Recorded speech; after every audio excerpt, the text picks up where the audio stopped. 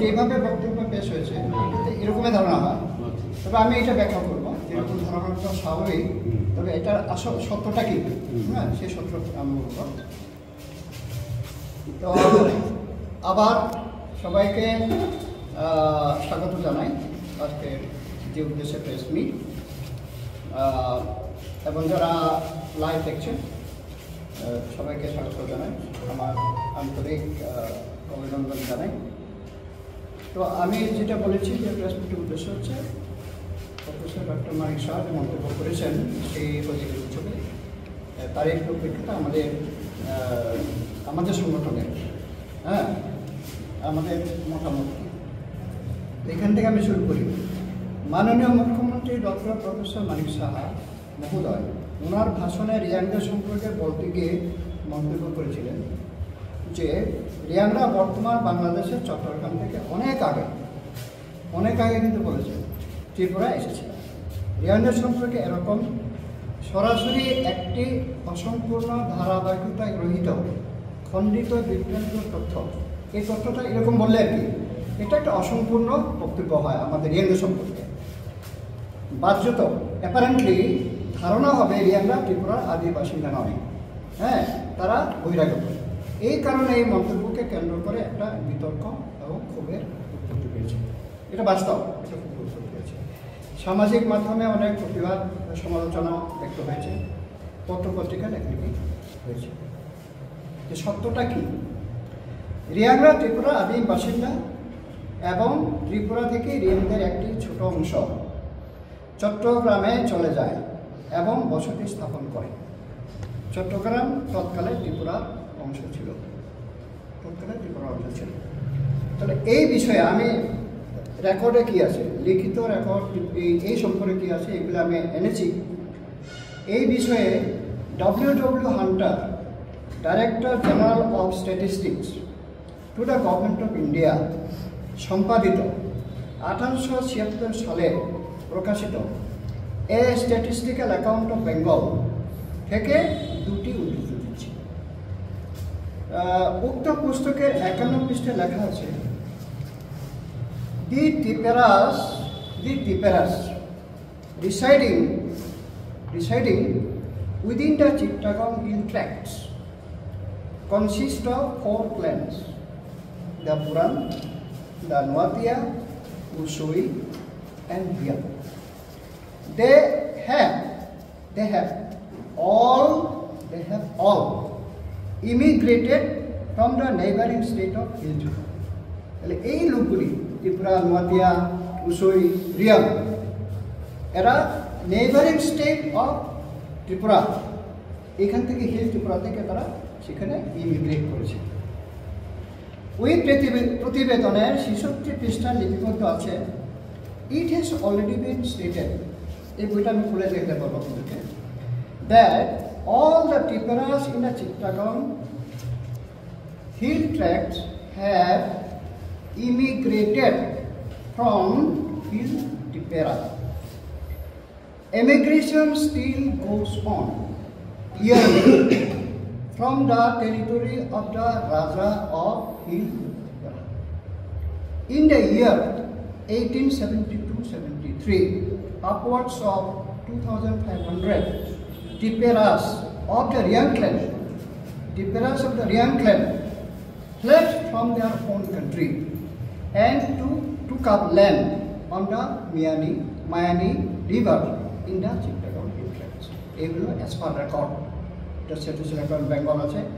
এই তথ্যটা তৎকালীন ডেপুটি কমিশনার ক্যাপ্টেন T.H. লিউইন এর রচিত পুস্তক, একটা বই লেখা আছে, পুস্তকের নাম হচ্ছে the hill tracts of Chittagong and the dwellers therein. এখান থেকে এই কথাগুলি উদ্ধৃত হয়েছে। দ্বিতীয় উদ্ধৃতি দিচ্ছি, ঠাকুর শ্রী সোমেন্দ্রচন্দ্র দেববর্মা, এই যে বইটা, Somendrachandra Debbarma M.A. Harvard census officer senior নায়ক দেওয়ান কর্তৃক প্রণীত 1340 সনের ত্রিপুরা রাজ্যের সেন্সাস বিবরণীতে লিপিবদ্ধ 85 পৃষ্ঠায় তৎকালে পার্বত্য চট্টগ্রাম ত্রিপুরা রাজ্যের অন্তর্গত এবং রিয়াংগনের বসতি হেতু তদঞ্চল রিয়াং দেশ নামে প্রখ্যাত ছিল। চট্টগ্রামটা ত্রিপুরা অন্তর্গত এবং সেখানে যে রিয়াংরা বাস করত, রিয়াংদের আধিক্য হেতু সেটা রিয়াং দেশ নামে পরিচিত ছিল। তাহলে এই যে দুটো যে উদ্ধৃতি দিলাম, দুটো বই থেকে, রেকর্ড থেকে, দুটি উদ্ধৃতি থেকে ইহা স্পষ্টরূপে প্রতিভাত যে রিয়াংরা ত্রিপুরার আদিম বাসিন্দা, যেহেতু ত্রিপুরা থেকে গেছে আদিম বাসিন্দা, এবং ত্রিপুরা থেকে রিয়াংদের একটা অংশ চট্টগ্রামে গিয়ে বসতি স্থাপন করে। এটা ঠিক, এটা ফ্যাক্ট।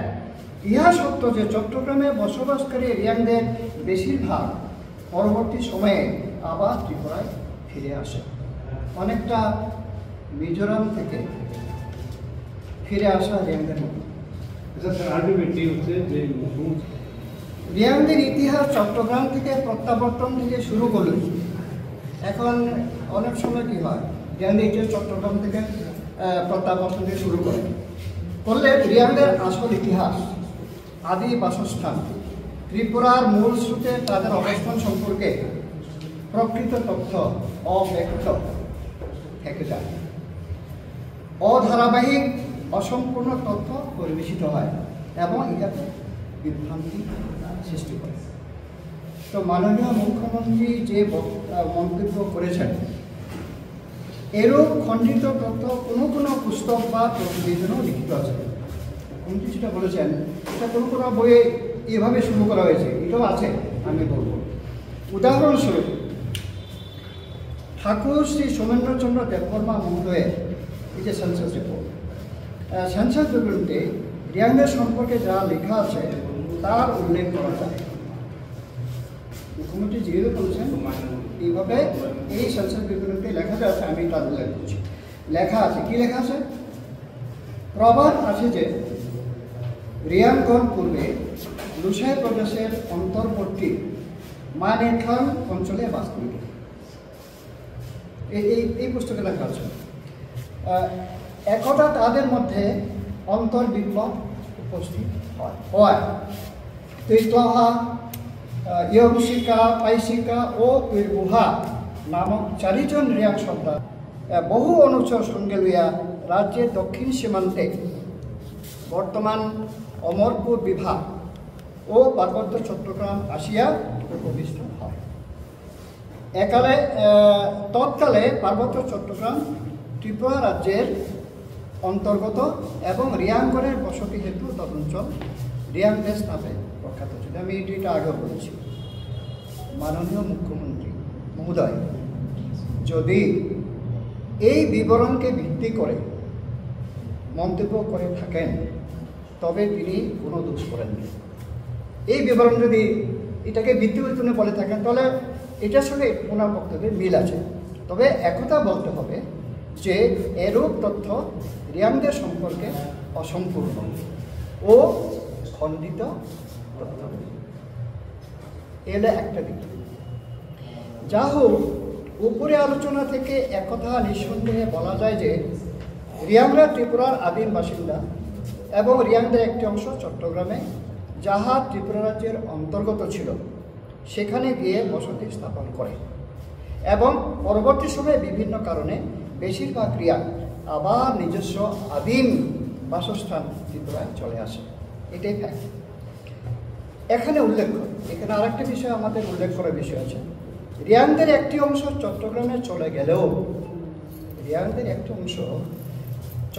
চলে গেলেও তাদের বৃহত্তর অংশ ত্রিপুরার মূল স্রোতে বিদ্যমান ছিল।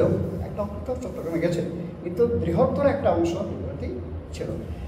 তার কিছু তথ্য আপনাদের নিকট এবং আপনাদের মাধ্যমে সকলের অবগতির জন্য তুলে ধরছি। এই তথ্যটা যে চট্টগ্রামে কিছু অংশ চলে যাওয়ার পরেও রিয়াংদের যে বৃহৎ অংশ এই মেইন স্ট্রিমে, ত্রিপুরার মেইন স্ট্রিমে রয়ে গেছে, তার কিছু তথ্য আমি আপনাদের সামনে তুলে দেব। আচ্ছা, 1 নম্বর, ত্রিপুরার অতীতের একজন বিশিষ্ট রাজা ছিলেন যাকে রিয়াংরা শিবরায় বলে স্মরণ করে। ত্রিপুরার এক রাজা, তাকে আমরা শিবরাই বলে স্মরণ করি, এবং ত্রিপুরারা স্মরণ করে সুব্রাই বলে। আমরা শিবরাই বলি, ত্রিপুরারা সুব্রাই বলে। রিয়াংদে শিবরাই রাজা, রিয়াংরা শিবরাই রাজা এবং ত্রিপুরাদের সুব্রাই রাজা একই ব্যক্তি। তিনি কে? তিনি রাজা ত্রিলোচন।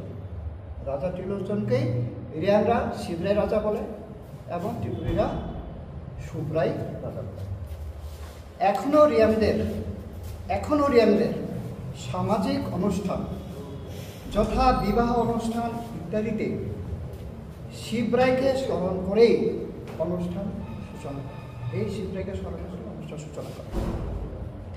রিয়াংদের আউটচাই বা পুরোহিত, রিয়াংরা আউটচাইকে পুরোহিতকে আউটচাই বলে।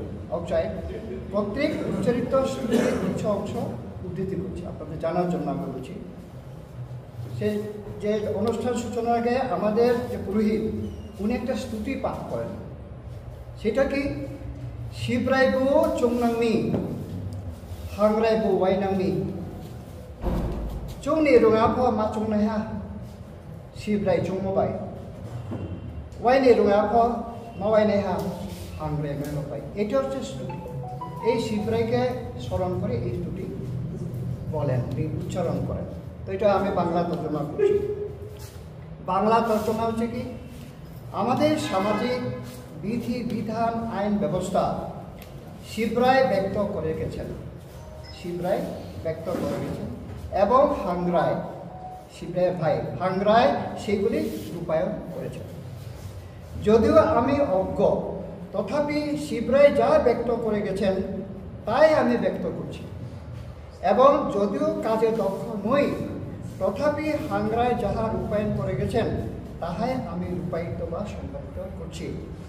ইহা দ্বারা প্রতিভাত হয় ত্রিপুরা রাজাদের সঙ্গে রিয়াংদের একটি অবিচ্ছেদ্য এবং ঘনিষ্ঠ সম্পর্ক ছিল এবং রয়েছে। 2 নম্বর, ঠাকুর শ্রী সৌমেন্দ্রচন্দ্র দেববর্মা মহোদয় কর্তৃক প্রণীত এই যে সেন্সাস রিপোর্ট, সেন্সাস বিবরণ থেকে একটি উদ্ধৃতি দিচ্ছি আপনাদেরকে। সেখানে লেখা আছে, প্রাচীনকালে রিয়াং সম্প্রদায় ত্রিপুরা সৈনিক বিভাগে বীরত্ব ও যুদ্ধ কৌশলে বিশেষ প্রতিপত্তি লাভ করিয়াছিল। মহারাজা ধর্মমাণিক্যের শাসনকালে খ্রিস্ট 5ম শতাব্দীতে রিয়াং জাতীয় রায়কচন নামক সেনাপতিদ্বয়ের দুর্দণ্ড প্রতাপে ত্রিপুরার শৌর্য ও গাম্ভীর্য কিরূপ বর্ণিত হয়েছিল, ত্রিপুরার প্রাচীন ইতিহাস রাজমালা তাহার সাক্ষ্য প্রদান করিতেছে। এই হল সেন্সাস বিবরণে ঠাকুর শ্রী সৌমেন্দ্রচন্দ্র উনি যে মন্তব্য করেছেন। তো রায়কোষাক এবং রায়কোষম এটা পরিচিত আমাদের নাম ছাড়াও আরও কয়েকজন রিয়াং সেনাপতির নাম রাজমালায় লিপিবদ্ধ আছে। আমি তাদের নাম বলছি। ধর্মমাণিক্যের সময়ে সেনাপতি ছিলেন সমথম খাঁ। শ্রী রাজমালা 2য় লহর 254 পৃষ্ঠা। ধর্মমাণিক্যের সময়ে রিয়াং সম্প্রদায়ের আরও একজন সেনাপতি ছিলেন, তার নাম হল গগন খাঁ। শ্রী রাজমালা 2য় লহর 252 পৃষ্ঠায় আছে। মহারাজা বিজয় মাণিক্যের সময়ে রিয়াং সম্প্রদায়ের যে সৈন্যাধ্যক্ষ ছিলেন তার নাম হল কালা খাঁ। তিনি নাজির উপাধি লাভ করেছিলেন এবং সেই সঙ্গে মন্ত্রিত্বেও নিযুক্ত হয়েছিলেন। রাজমালা 2য় লহর 252 পৃষ্ঠা। তদুপরি তাহাকে শ্রীহট্টের প্রশাসকও নিয়োগ করা হয়। তিনি চট্টগ্রামে পাঠানদের সহিত বিপুল বিক্রমে যুদ্ধ করে আত্মাহুতি দেন। এই হল রিয়াং সেনাপতি। রাজ্যার একজন ছাড়াও আরও ছিলেন। এখানে উল্লেখ্য যে, এখানে আমি বিশেষ করে আপনাদের উদ্দেশ্যে উল্লেখ করতে চাই, ত্রিপুরা রাজা সৈন্য বিভাগে যে রিয়াং সৈন্য এবং সেনাপতিগণ সেবা করে গেছেন তারা কোনো ভাড়াটিয়া সৈন্য নয়, ভাড়াটিয়া সেনাপতিও নয়। তারা রাজা সৈন্যবাহিনীর মূল স্রোতের নিজস্ব সৈন্য ও সেনাপতি ছিল। সৈন্যবাহিনীতে রিয়াংদের প্রাধান্য ছিল। এখনো যেন রিয়াংগঞ্জ ত্রিপুরার দ্বিতীয় বৃহত্তম জনগোষ্ঠী। এখনো রিয়াংগঞ্জ ত্রিপুরার দ্বিতীয় বৃহত্তম জনগোষ্ঠী। ত্রিপুরার সৈন্যবাহিনীতেও রিয়াংদের প্রাধান্য ছিল, একথা ধরে নেওয়া অমূলক মনে করি না। 3 নম্বর, 1273 ত্রিপুরাব্দে মহারাজা বীরচন্দ্র মানিক্যের রাজত্বের প্রারম্ভকালে জমাতে বিদ্রোহের কথা আপনারা জেনে থাকবেন। ওই বিদ্রোহের যিনি নেতৃত্ব দিয়েছিলেন তাকে বলা হয় পরীক্ষিত জমাতিয়া। পরীক্ষিত জমাতে বিদ্রোহের নেতৃত্ব দিয়েছেন বলা হয়, কিন্তু প্রকৃতপক্ষে তিনি ছিলেন রিয়াং সম্প্রদায়। তিনি জমাতিয়া সম্প্রদায় ছিলেন না, তিনি রিয়াং সম্প্রদায়ভুক্ত। তার আসল নাম ছিল দেলপো সাই। তারা তিন ভাই এবং 1 বোন। তাদের রিয়াং বংশধররা এখনো জীবিত আছে। এই যে পরীক্ষিত জমাতিয়া, আসলে উনি রিয়াং, তার রিয়াং বংশধররা এখনো জীবিত আছে।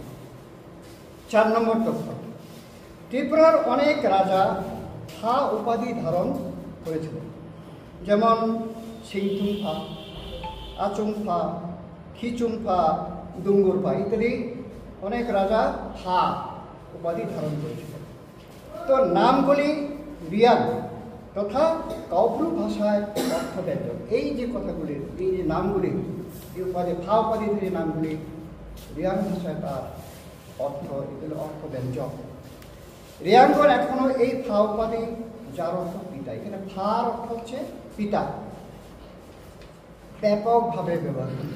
আমরা সবাই কিন্তু এখন সবাই ফা ব্যবহার করি। এই যে এখানে বসে আছে, যাদের ছেলে মেয়ে হয়েছে প্রত্যেকে ফা ব্যবহার করে, অমুকের বাবা হিসাবে। তো এটা ত্রিপুরার রাজারা এই ফা উপাধি ধারণ করতেন তখন। 5 নম্বর পয়েন্ট বলছি, ঠাকুর সোমেন্দ্রচন্দ্র দেববর্মা কর্তৃক প্রণীত সেন্সাস বিবরণীতে লেখা আছে 77 এবং 78 পৃষ্ঠায় যদি পড়ি, ত্রিপুরাবাসী ক্ষত্রিয়গণ সাধারণত ত্রিপুর ক্ষত্রিয় নামে পরিচিত।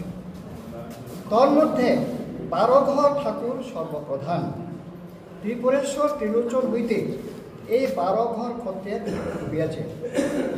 ত্রিপুর ক্ষত্রিয়গণকে 5 ভাগে বিভক্ত করা হয়েছে। এই যে ত্রিপুর ক্ষত্রিয়, এই যে মূল সূত্রে যারা আছে ত্রিপুর ক্ষত্রিয়, তাদেরকে 5 ভাগে ভাগ করেছে। কারা কারা এই 5 ভাগের মধ্যে? পুরাণ ত্রিপুরা, দেশি ত্রিপুরা, জমাতিয়া, রিয়াং। রিয়াংও কিন্তু এই মূল সূত্রের ক্ষত্রিয়, রিয়াং ত্রিপুর ক্ষত্রিয়ের মধ্যে অন্তর্ভুক্ত। নোয়াতিয়া, এই 5টি সম্প্রদায় ত্রিপুর ক্ষত্রিয়ের অন্তর্নিবিষ্ট।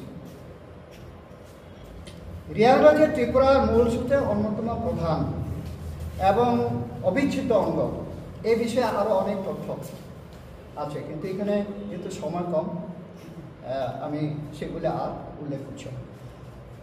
তাহলে আশা করি উপরিউক্ত আলোচনা থেকে এক কথা স্পষ্ট হয়েছে। আমি সমাপ করতে চাই যে কি স্পষ্ট হয়েছে, যে রিয়াংগণ ত্রিপুরার আদিম বাসিন্দা, ত্রিপুরার অন্যতম প্রধান অঙ্গ।